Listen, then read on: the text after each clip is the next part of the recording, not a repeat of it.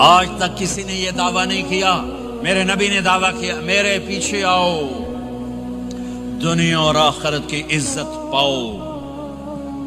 ایک بدو آیا، کہنے لگا اے محمد، آپ نے کہا لبیک۔ اب بدتمیزی کا جواب ہمیشہ محبت سے دیتے تھے، آپ نے کہا لبیک۔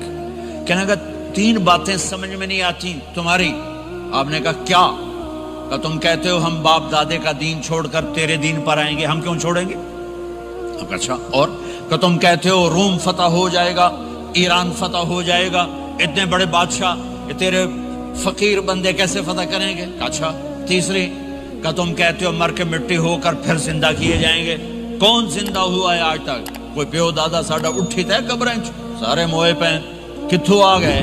آپ مسکرائے، آپ نے کہا لعلک تطول بک الحیا، انشاءاللہ تیری زندگی لمبی ہوگی تو دیکھے گا سارا عرب میرا کلمہ پڑھے گا، ایران اور روم بھی ٹوٹ کے آئے گا، اور باقی رہے گی تیسری بات مر کے اٹھنے والی، تو اس دن تیرا ہاتھ پکڑ کے تجھے بتاؤں گا۔ تیسری گل پوری ہوئی کہ نہیں ہوئی؟ وہ کہنے لگا میں نہ مانوں، بڑا کوئی تکڑا ہے، واپس ہی ٹر گیا۔ جب مکہ فتح ہوا، عرب مسلمان ہو گئے، کہنے لگے بھی ایک غلطہ ہو گئی۔ حضرت عمر کے زمانے میں ایران بھی فتح ہو گیا اور روم بھی فتح ہو گیا، کہنے لگے دوئی بھی ہوگی کہ دیں تری ہو ہی نہ جاوے، بھلیا کلمہ پڑھ لائے۔ تو اس نے کلمہ پڑھا اور ہجرت کر کے مدینے آ گیا اور زندگی مدینے گزاری۔ حضرت عمر جب وہ آتا ان کی مجلس میں، حضرت عمر اس کو فل پروٹوکول دیتے، تو صحابہ حیران ہوتے، ایک بدو کے لیے عمر جیسا بندہ پروٹوکول کیوں دیتا ہے؟ تو ایک دن انہوں نے فرمایا میں تمہیں بتاؤں میں سے کیوں پروٹوکول دیتا ہوں؟ میں اس مجلس میں تھا جس میں یہ آیا تھا، اور اللہ کے نبی نے اسے فرمایا تھا قیامت کے دن تیرا ہاتھ پکڑ کے تجھے یاد دلاؤں گا کہ موت کے بعد زندگی ہے کہ نہیں، اور قیامت کے دن جس کا ہاتھ میرے نبی نے پکڑ لیا جنت میں پہنچانے سے پہلے کبھی نہیں چھوڑیں گے۔ لہٰذا یہ بڑا خصوصی آدمی ہے، اس کو میرے نبی نے پکڑ کے جنت میں پہنچانا ہے۔ میرے بھائی بہنوں میں یہ کہنے آیا ہوں، اپنے ہاتھ چھڑا کر نبی کے ہاتھوں میں دے دو۔ میرے نبی ایک خوبصورت زندگی لے کر آئے جس میں کچھ حصہ عبادات، مختصر عبادات ہیں، نماز 5 وقت ہے، باقی کچھ نہیں، روزہ سال کے بعد ہے، وہ ابھی آ رہا ہے۔ میرے نبی پہ 9 رمضان آئے، 9 میرے نبی پر 9 رمضان آئے۔ مدینہ جانے کے بعد ہجرت کے دوسرے سال شعبان کی 2 تاریخ کو پیر کے دن روزے کا فرض ہونا نازل ہوا، اور میرے نبی ستمبر میں پہنچے ہیں مدینہ منورہ، اور رمضان یوں پیچھے جا رہا ہے، ستمبر سے اگست میں آیا ہے، اگست سے جولائی میں آیا ہے، اور جولائی سے جون میں آیا ہے، اور میرے نبی اللہ کے پاس چلے گئے۔ سارا رمضان میرے نبی نے گرمی کا گزارا، 9 رمضان سارے گرمی کے روزے، اور میرے نبی کی سحری ہوتی تھی 2 کھجور اور 1 گلاس پانی پر روزہ رکھتے تھے عام طور پر، کبھی کبھی کھانے کو بھی مل جاتا تھا، لیکن 2-3 کھجوریں اور 1 گلاس پانی۔ اس پر میرے نبی نے 9 رمضان گزارے، اعتکاف کر کے دکھایا، پورا مہینہ 20 دن 10 دن، پھر ساری زندگی 10 دن کا اعتکاف فرمایا شب قدر کی تلاش میں، اور امت کو خوشخبری سنائی۔ رمضان آ رہا ہے تو میں تھوڑی سی تفصیل بتا دوں۔ میرے نبی منبر پر آئے، کہنے لگے ماذا یستقبلکم وماذا تستقبلون، وہ کون آ رہا ہے؟ صحابہ وہ کون آ رہا ہے؟ پھر ہم نے کہا وہ کون آ رہا ہے؟ حضرت عمر کھڑے ہو گئے، یا رسول اللہ اوحی نزل، کیا کوئی وحی آ گئی؟ کہا کیا کوئی دشمن آ گیا؟ نہیں۔ تو پھر کون آ رہا ہے؟ آپ نے کہا رمضان آ رہا ہے، رمضان آ رہا ہے۔ جنت کے دروازے کھل گئے، جہنم کے دروازے بند ہو گئے، رات کی تراویح کی نماز ملی۔ آپ کا رمضان آج کل بڑا اوکھا ہوگا لیکن اجر بھی بڑا ہوگا۔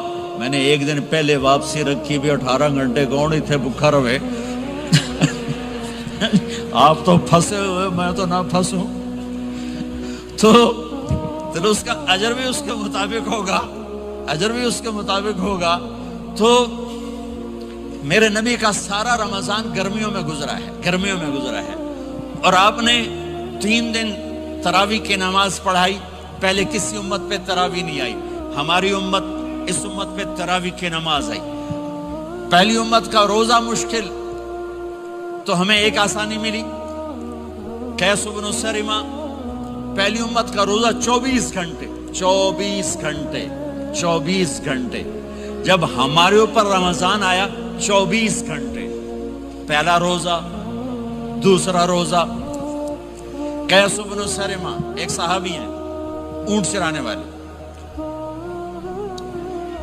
اگلا روزہ کیسے شروع ہوتا تھا؟ سورج ڈوبنے کے بعد آنکھ لگ گئی، روزہ شروع ہو گیا. روزہ شروع ہو گیا. جب تک جاگ رہے ہو کھاتے رہو، آنکھ لگی روزہ شروع ہو. یہ گھر آئے، کہنے لگے بیوی سے کوئی افطاری ہے؟ کہنے لگے ویلے بیٹھے ہیں، کیسے کوئی نہیں. پھر کہنے لگے تو اتنا تھک کے آیا ہے تو چلو میں تیرے لیے کچھ انتظام کر کے لاتی ہوں. اب یہ تھکے ہوئے آئے تھے، یہ لیٹے اور آنکھ لگ گئی، سورج ڈوب گیا. بیگم کو آنے میں دیر ہو گئی. جب وہ آئی دیکھا تو سوئے ہوئے. کہا لگتا ہے ابن سرمہ، ارے سرمہ کے بیٹے تیرا تو کم ہو گیا. ان کی آنکھ کھلی، کیا ہوا؟ کہ اگلا روزہ شروع ہو گیا. تو ظہر کی نماز میں آئے مسجد میں تو بے ہوش ہو کے گر گئے. تو اللہ کے نبی نے پوچھا اس کو کیا ہوا؟ کہ یا رسول اللہ یہ سحری کے بغیر روزہ شروع کر دیا.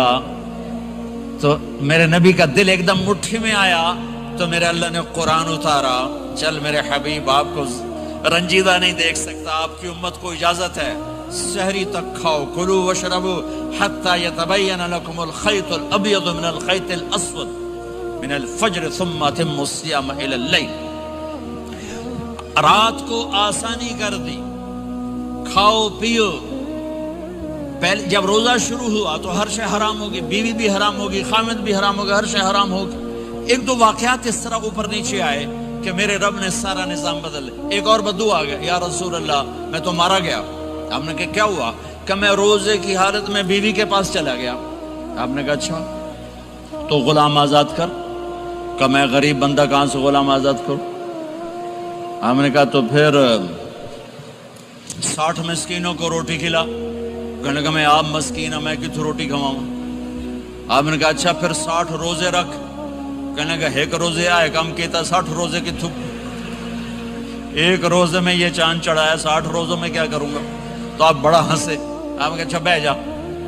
تھوڑی دیر گزری تو ایک صحابی آئے، یا رسول اللہ یہ صدقے کی کھجوریں ہیں. تو آپ نے او بھائی کتنے ہیں؟ جو بیٹھا چورے آ، یہ لے جا اور مدینے کے 60 غریبوں کو دے دے. وہ کہنے لگا یا رسول اللہ اللہ کی قسم مدینے میں مجھ سے بڑا غریب کوئی نہیں، تسی یہ نہیں کرو، میرا جرمانہ مینوں ہی حلال کرو. تو آپ اتنا ہنسے کہ یہ دانت نظر آنے، یہ داڑے نظر آئے. اتنا ہنسے یہاں تک آخری دانت نظر آنے لگے. آپ نے کہا اچھا بھائی تیرا جرمانہ تینوں ہی حلال کیتا، پر اور کسی واسطے نہیں، صرف تیرے واسطے. تو یہ اوپر نیچے ایسے کام ہوئے تو میرے رب نے کرم کیا کہ چلو تمہارے لیے رات ساری حلال ہے، ہر حلال چیز حلال ہے. سحری کے بعد ختم. تو روزہ کھانے کا ٹائم تبدیل کیا، ایک نماز کا اضافہ کیا، تراویح.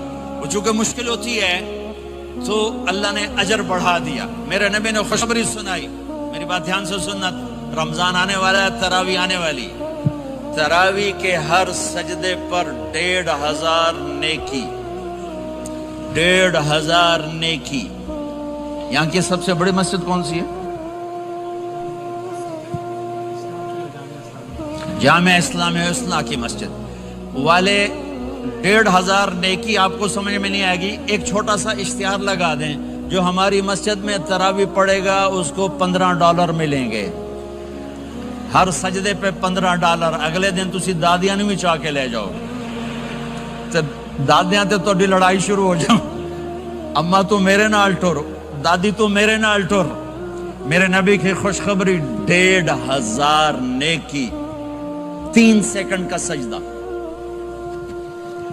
ہر سجدے پر جنت میں سرخ یاقوت کا ایک محل جس کے 60,000 سونے چاندی کے دروازے.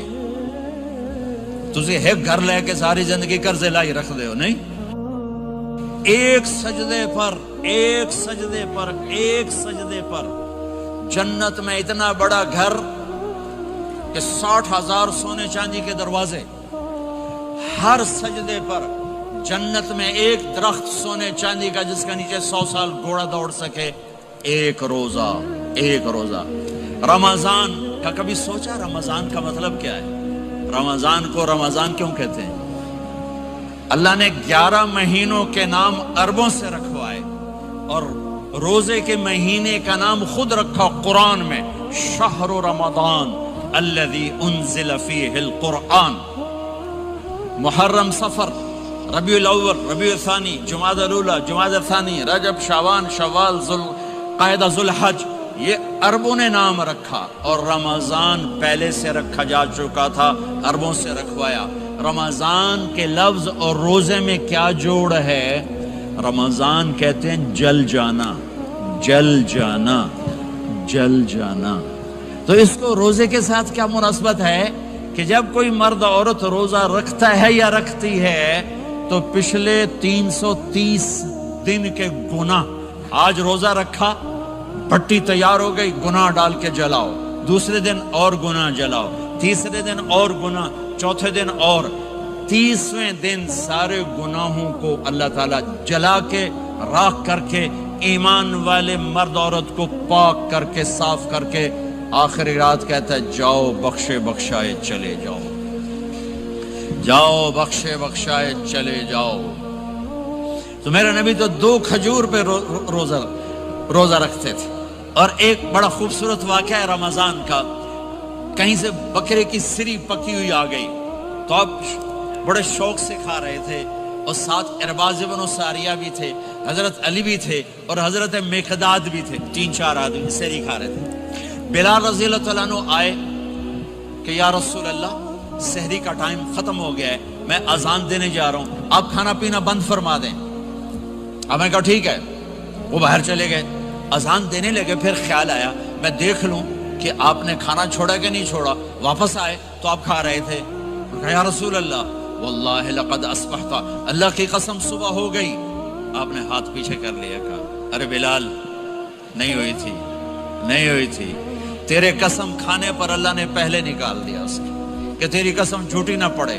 حضرت علی نے فرمایا اگر بلال قسم نہ اٹھاتے تو جب تک میرے نبی کھاتے رہتے اللہ صبح کو پیچھے ہٹاتے جاتے۔ دیگ پک رہی تھی، ابو عبیدہ رضی اللہ تعالیٰ عنہ بن جراح وہ دیگ پکا رہے تھے، بکرا۔ آپ نے کہا ابو عبید یہ مجھے بکرے کی دستی پکڑانا، اگلے بازو، آپ کو اگلے بازو کا گوشت پسند تھا، گردن کا گوشت پسند تھا، یہ کمر کی پٹھ کا گوشت آپ کو پسند تھا، دودھ پسند تھا، برنی کھجور پسند تھی، عجوا کھجور پسند تھی، تازہ روٹی پسند تھی۔ آپ یا تازہ کھاتے تھے یا فاقہ، توڑی طرح نہیں 8 دن دے پکا کے فریڈن ٹھوک دے ہو تو کٹ کے گرم کیتی رکھو تو کھاتی رکھو، یا آپ تازہ کھاتے تھے یا فاقہ فرماتے تھے۔ ایک دفعہ فتح مکہ پر ام ہانی کے گھر آپ نے باسی روٹی کھائی، ورنہ آپ نے ہمیشہ تازہ یا فاقہ، یا تازہ یا فاقہ، کبھی جس کھانے پہ رات گزر جاتی اسے نہیں کھاتے تھے۔ تسی ماشاءاللہ 8 راتوں جو کھد دی جاندے ہاں۔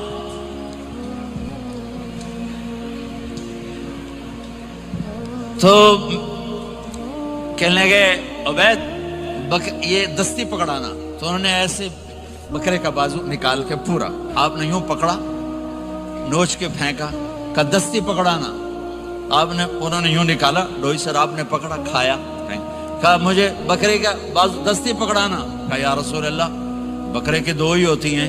آپ نے کہا تیرا بھلا ہو جائے، اگر تو میرے کہنے پہ ڈوئی ڈال دیتا، جب تک میں کہتے رہتا اللہ مجھے نکال کے کھلاتا رہتا، اللہ مجھے نکال کے کھلاتا رہتا۔ اللہ نے رمضان بھیجا ہوا ہے، رمضان آ رہا ہے، اللہ کی رحمتوں کا جنت کے دروازے کھل گئے، جہنم کے دروازے بند ہو گئے، ایک دوسرے کو معاف کر دو، روزے کی حفاظت کرو۔ آپ بہت سے بہن بھائی آئے بیٹھے ہو، لڑے ہوئے ہوگے، ناراض ہو گئے، میاں بیوی لڑے ہوئے ہوں گے، بھائی بہنیں لڑی ہوں گی، رمضان آ رہا ہے، تیاری کرو۔ جیسے حج پر جانے سے پہلے معافیاں مانگتے ہو، رمضان سے پہلے بھی ایک دوسرے سے معافی مانگو، ایک دوسرے کو معاف کرو۔ ایک دوسرے کو درگزر کرو، خود جا کے معافی مانگ لو، اللہ آپ کا مقام اونچا کر دے گا، مرتبہ اونچا کر دے گا۔ آخری رات اللہ تعالیٰ فرماتے ہیں جاؤ، تمہارے رات کی قیام اور دن کے روزے کے بدلے تمہیں سب کو معاف کر دیا، مانگو۔ اور ایک رات اللہ نے شب قدر بنائی جو 1000 راتوں کے برابر کر دی۔ وہ آج آپ کی تو راتیں بڑی چھوٹی ہیں، 5 راتیں جاگ لو، 3 گھنٹے دی بھی نہیں رات ہوندی، تو 5 راتیں جاگ لو، 21 23 25 27 29، ان میں سے ایک رات ضرور شب قدر ہوگی۔ ایک رات کا جاگنا 80 سال کی عبادت سے بڑھیا ہو جائے گا، صرف ایک رات کا جاگنا، ایک رات کا جاگنا۔ ایک شرط ہے، دل میں بغض نہ ہو، نفرت نہ ہو، حقارت نہ ہو، کسی مسلمان کو حقیر نہ جانو، بلکہ کسی انسان کو حقیر نہ جانو، تو آپ کی بندگی اللہ کی بارگاہ میں پہنچ کر آپ کے مقام کو اونچا کر دیں گی۔ تو عبادات میں ایک نماز ہے، پھر کو روزہ ہے، پھر زکوٰۃ اور حج مالدار لوگوں کا فریضہ ہے، غریبوں کا نہیں ہے، متوسط طبقے کا نہیں ہے۔ تو عبادات کا جو نصاب ہے بڑا مختصر ہے، 5 نمازوں پہ کتنا وقت لگتا ہے، روزے سال کے بعد آتے ہیں، گنجائش ہے، بیمار ہو بعد میں رکھ لو، مریض ہو بعد میں رکھ لو، زکوٰۃ سارے سال میں کسی وقت دے دو، حج زندگی میں کب کسی وقت کر لو، یہ ایک چھوٹا سا نصاب ہے۔ دوسرا میرے نبی کی زندگی کا پہلو جسے میں ہائی لائٹ کرنا چاہتا ہوں، جو نمایاں ہے، جو روشن ہے، وہ میرے نبی کی زندگی ہے، وہ میرے نبی کے اخلاق ہیں، وہ میرے نبی کا درگزر ہے، میرے نبی کا پیغام محبت ہے۔ میرے نبی نے فرمایا اسلام کا سب سے مضبوط عمل کیا ہے؟ ایو اور الاسلام اوثق؟ صحابہ نے کہا الصلاۃ، نماز، آپ نے کہا نہیں، جہاد، آپ نے کہا نہیں، روزہ، آپ نے کہا نہیں، حج، آپ نے کہا نہیں۔ اسلام کا سب سے مضبوط عمل کیا ہے؟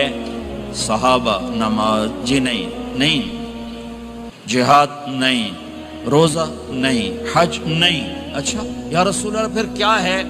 سنو اور سے توجہ سے، میرے نبی نے فرمایا اسلام کا سب سے مضبوط عمل آپس میں محبت کرنا ہے، اللہ کے لیے محبت کرنا ہے، اللہ کے لیے محبت کرنا ہے، اللہ کے لیے محبت کرنا ہے۔ اسلام پیغام محبت ہے، میرے نبی کی زندگی محبت کی پوری تصویر ہے، کسی سے نفرت نہیں، بغض اللہ کے لیے، محبت اللہ کے لیے، یہ اسلام کا سب سے مضبوط عمل ہے۔ میرے بھائیوں، میری بہنوں، اب دور دراز جگہ میں ہو، اب آپ یہیں کے، جن کے پاس پاسپورٹ ہیں وہ یہیں کے شہری ہیں، یہ آپ کا دیس ہے، یہ آپ کا وطن ہے، اسے محبت سے بھرو۔ پاکستان کی نفرتیں یہاں نہ زندہ کرو، ہندوستان کی نفرتیں، بنگال کی نفرتیں یہاں مت زندہ کرو، آپس میں امت بن کے رہو، مذہب کے نام پہ مت لڑو۔ یورپ میں یہ آگ لگی ہوئی ہے، میں بہت عرصے کے بعد آیا ہوں، مجھے نہیں پتا کہ یہاں مذہبی نفرت ہے یا نہیں ہے، لیکن چونکہ یورپ میں بہت دفعہ جانا ہوتا ہے، ہر سال ہوتا ہے، وہاں یہ جھگڑے، نفرتیں، ہماری مسجد، تمہاری مسجد، ان کے پیچھے نماز نہیں، ان کے پیچھے نماز نہیں، یہ تو مسلمان ہی نہیں، یہ تو گستاخ رسول ہیں، یہ وہابی ہیں، یہ کافر ہیں۔ دیکھو میں ہاتھ جوڑتا ہوں، امت بن کے رہو، امت بن کے رہو، مومن بن کے رہو، مسلم بن کے رہو، مومنہ بن کے رہو، مسلمہ بن کے رہو، اختلاف رائے کو برداشت کرو۔ یہاں چاند کے مسئلے میں اختلاف ہوتا ہے، روزے کے ٹائم میں اختلاف ہوتا ہے، علماء سے کہتا ہوں اس اختلاف کو مٹھاؤ، جس میں سہولت ہو سارے وہ لے لو۔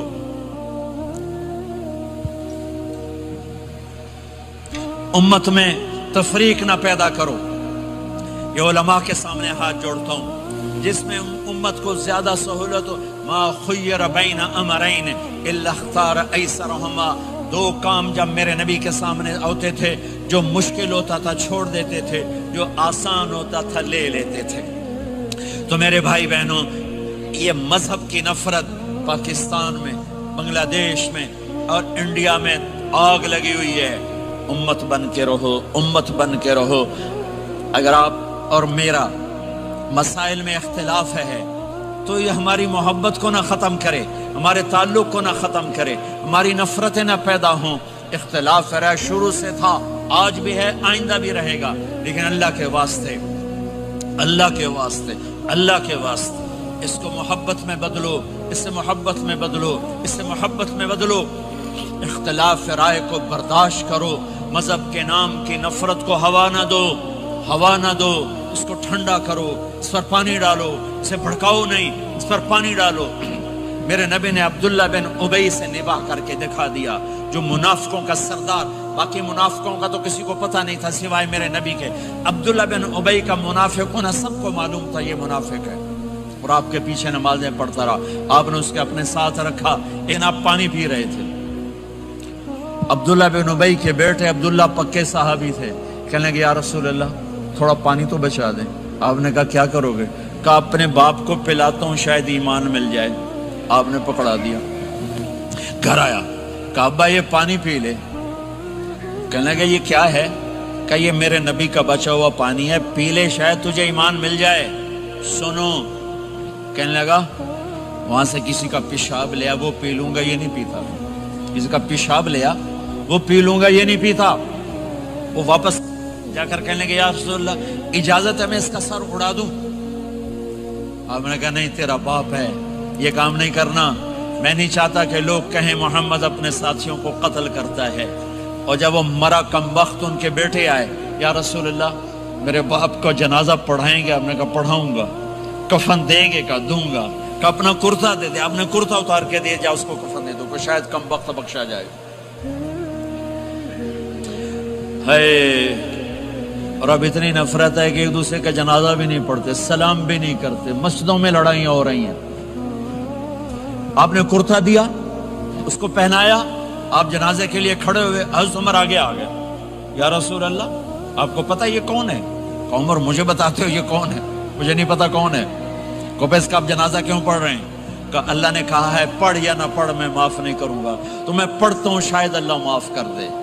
یہ میرے نبی کے اخلاق ہیں، یہ میرے نبی کے اخلاق ہیں، یہ میرے نبی کی خوبصورت زندگی ہے۔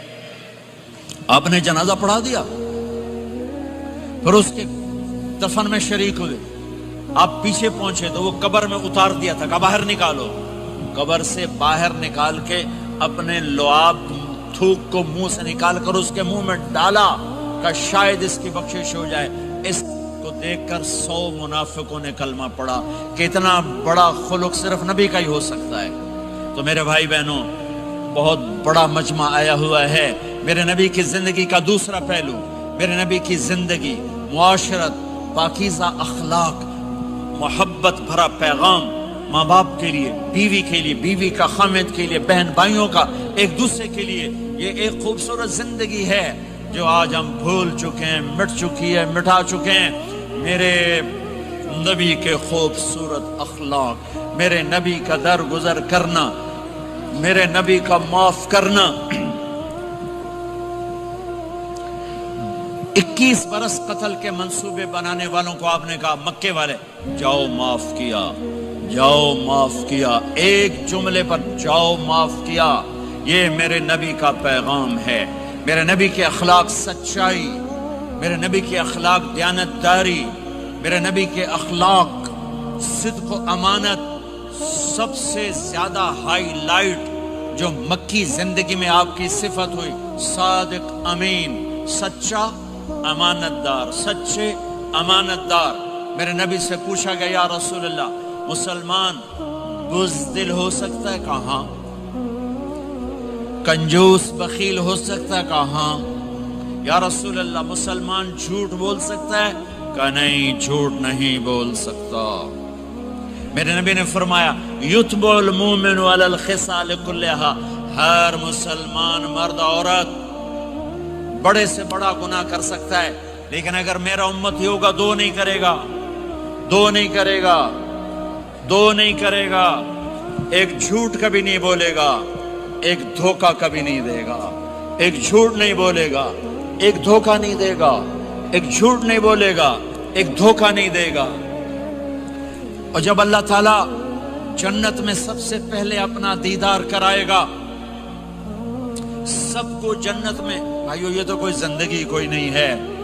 جب مال جمع ہوتا ہے تو موت آ چکی ہوتی ہے، آپ لوگ یہاں ہجرت کر کے آئے، بنتے بنتے کچھ بنے تو موت دستک دینے لگی، گھٹنے درد کرنے لگے، آنکھوں پہ چشمے چڑھ گئے، سوٹیاں ہاتھ میں آ گئیں، جب مال سے نفع اٹھانے کا وقت آیا تو موت سر پہ آ گئی۔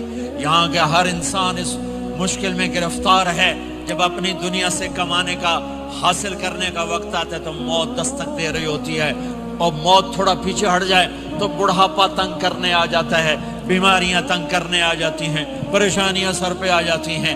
موت کے بعد اگر اللہ راضی ہو گیا تو جنت کی زندگی شروع ہونے والی ہے، جنت کی زندگی شروع ہونے والی ہے، جس میں اللہ تعالیٰ سب سے پہلا جو ویلکم کرے گا جنت والوں کو، وہ یہ نہیں کہے گا میرے ایمان والے آ گئے، تہجد والے آ گئے، نمازی آ گئے۔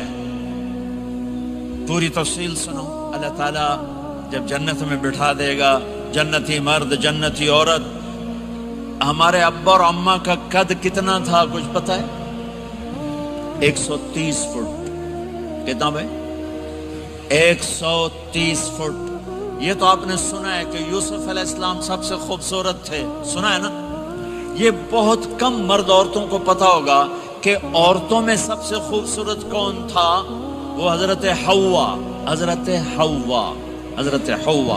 130 فٹ کی اماں تھی، 130 فٹ کے ابا تھے۔ پھر ٹائم کے ساتھ گزرتے گزرتے ہم چھوٹے ہوتے ہوتے ہوتے ہوتے ہوتے ہوتے یہاں تک آ گئے، آگے چل کے اور نیچے ہو جائیں گے۔ جنت میں یہ قد واپس اللہ دے دے گا۔ جو ہمارے ملک کا کلچر جنہیں یاد ہے، انہیں یاد ہوگا ایک قوم ہوتی ہے مراسی، پتہ ہے نا؟ مراسی سنا، بڑی نازک قوم ہوتی، صرف زبان کی روٹی کھاتے ہیں، کم کو نہیں کرتے۔ تو زمیندار نے مراسی کے ذمہ لگا یہ میرا گھوڑا ہے، اس کی مالش کر۔ وہ گھوڑے کی مالش مشکل کام ہے، وہ شروع ہو گیا۔ جب زمیندار گھر گیا وہ سو گیا، وہ سویا تو چور گھوڑا کھول کے لے گئے۔ جب صبح اس کی آنکھ کھلی تو گھوڑا غائب تھا، تو اس نے کہا ابھی مارے گئے، آج میری خیر نہیں۔ وہ گھر گیا، خرگوش لا کے باندھ کے مالش شروع کر دی۔ جب تھوڑی دیر بعد زمیندار باہر نکلا، اس نے کہا میرا گھوڑا کی دیکھے جی آئے کھلوتا ہے۔ اس نے کہا تیرا ستیہ ناس ہوئے، گھوڑا ہے وہ تو خرگوش ہے، صحیح گھوڑا ہے، ساری رات مالش کی تھی تو گھس گھس گھس گھس گھس گھس گھس اے آ کھلوتا۔ ہمارے اماں ابا تھے 130 فٹ، پیسج آف ٹائم، گستے گستے گستے یہ ہمارے قد آ گئے۔ جنت میں پھر اللہ واپس کرے گا 130 فٹ۔ ایک عرب نوجوان کہنے لگا اتنے قد کی کیا ضرورت ہے، ہمیں اتنا ہی کافی ہے۔ میں نے کہا تو یہ پتا ہے جنت کی کھجور کتنی لمبی ہے؟ کھجور درخت نہیں، پھل دانا کا نہیں۔ میں نے کہا جنت کی کھجور 25 فٹ لمبی ہے، دانا 25 فٹ کا ایک دانا ہے۔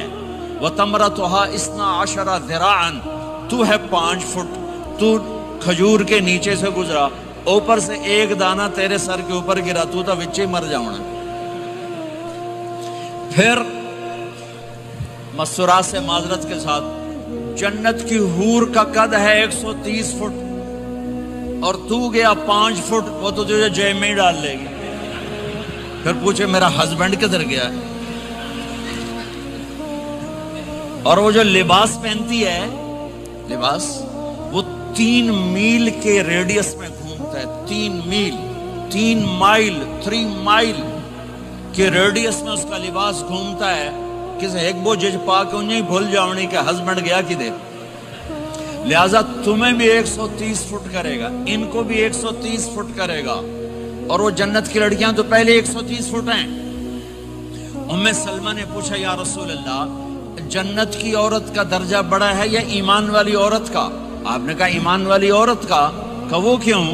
کہا بصلاتہن وصیامہن وعبادتہن، جنت کی عورت نماز نہیں پڑھتی، ایمان والی عورت نماز پڑھتی ہے۔ جنت کی عورت روزہ نہیں رکھتی، ایمان والی عورت روزہ رکھتی ہے۔ جنت کی عورت عبادت نہیں کرتی، ایمان والی عورت عبادت کرتی ہے۔ اس کے بدلے میں اللہ تعالیٰ ان کو جنت کی عورتوں سے عالی مقام نصیب فرمائے گا، اور ایمان والی عورت جنت کی عورت سے 70,000 گنا زیادہ خوبصورت ہو جائے گی، 70,000 گنا زیادہ خوبصورت۔ اور جنت میں ایک مقابلہ ہوگا، ایمان والی عورتیں، جنت کی عورتیں کٹھی، جنت کی عورتیں کہیں گی زندہ رہیں موت نہ آئی، جوان رہیں بڑھاپا نہ آیا، ہمیشہ راضی رہیں ناراض نہ ہوئی، ہمیشہ ساتھ دیا چھوڑا نہیں۔ اور دنیا کی عورت میں یہ ساری باتیں ہیں، موت بھی آئی، بڑھاپا بھی آیا، لڑائیاں بھی ہوئیں، جھگڑے بھی ہوئے، جدائی بھی ہوئی۔